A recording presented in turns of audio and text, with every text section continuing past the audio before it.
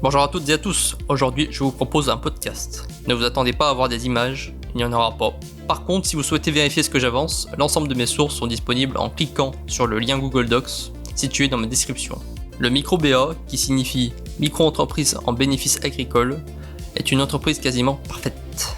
En effet, elle permet de lancer sans trop de difficultés sa petite boîte.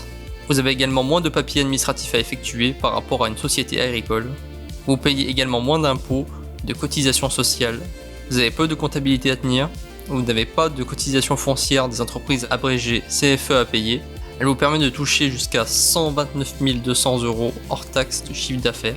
Mais comment se fait-il que cela a l'air si surréaliste, tellement qu'on penserait que c'est une arnaque?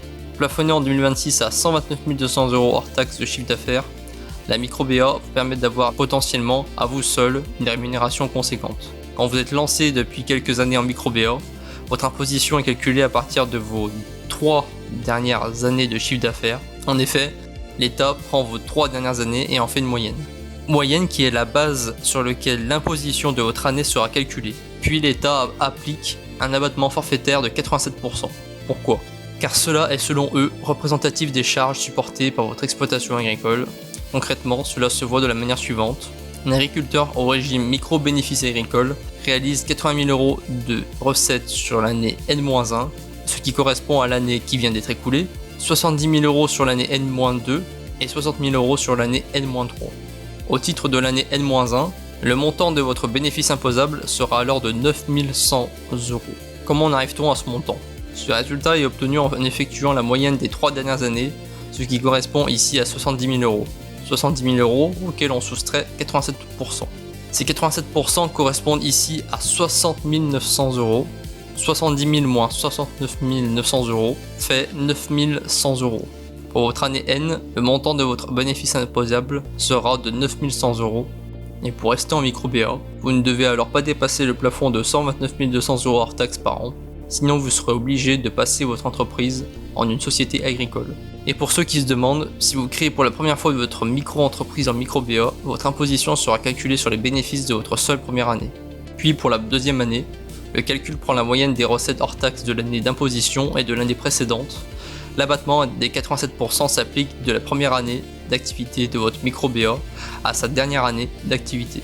Ce qui est imposé est surtout vos ventes. Des exceptions subsistent suivant la nature de ce que vous gagnez chaque année. Vous devez déclarer vos impôts chaque année dans la déclaration complémentaire de revenus appelée numéro 2042-C-Pro. Vous payez moins de comptabilité car vous devez juste fournir à l'administration chaque année un document journalier des recettes et conserver les pièces justificatives affiliées. Là où une société doit demander 20 heures de travail à son comptable pour réaliser entre autres le bilan comptable et les autres obligations demandées par la loi.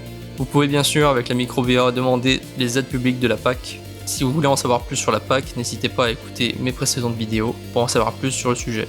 Avec cette forme juridique d'entreprise, vous pouvez continuer de travailler en parallèle de votre activité salariée. Comme tout entrepreneur, vous cotisez pour votre retraite, pour le système de sécurité sociale également. Le seul hic est que comme tout patron, vous ne cotisez plus pour le chômage. Si vous voulez vendre des prestations de services ou des produits auprès d'entreprises tierces, vous êtes avantagé par rapport aux sociétés car vous vendez vos produits et prestations de services en hors taxe abrégé acheté. Les sociétés sont dans l'obligation de facturer la TVA pour proposer un prix TTC, vous non, car vous n'êtes pas obligé. Vous pourrez après 5 ans d'activité en micro-BA bénéficier de l'exonération des plus-values professionnelles.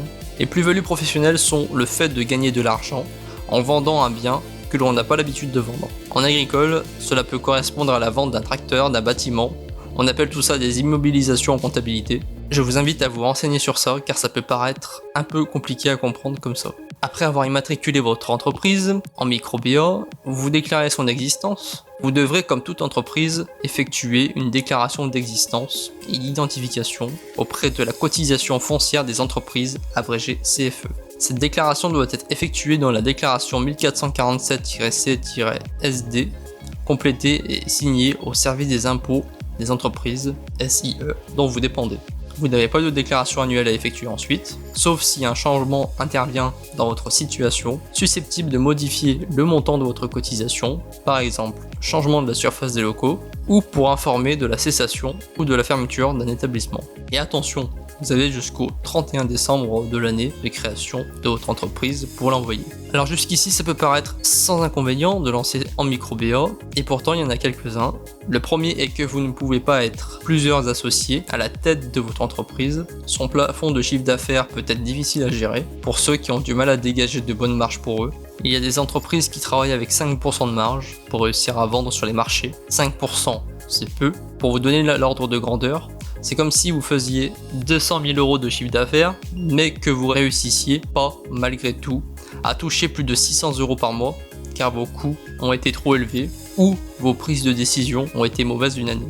Les perspectives de développement sont limitées, difficile pour vous de vous diversifier avec une entreprise en micro BA, car pour se diversifier, il faut pouvoir accueillir plus de chiffre d'affaires dans son entreprise. La micro BA est une entreprise tout de même assez adaptable à vos contraintes. Manque de ventes réalisées les premières années, besoin d'être double actif, payer peu d'impôts ou alors avoir peu de papiers à effectuer. Autant de raisons qui permettent au petit agriculteur de démarrer sa carrière. En attendant, n'hésitez pas à me soutenir sur ma chaîne Tipeee et à lâcher un like. Sur ce, je vous dis à la prochaine. Salut!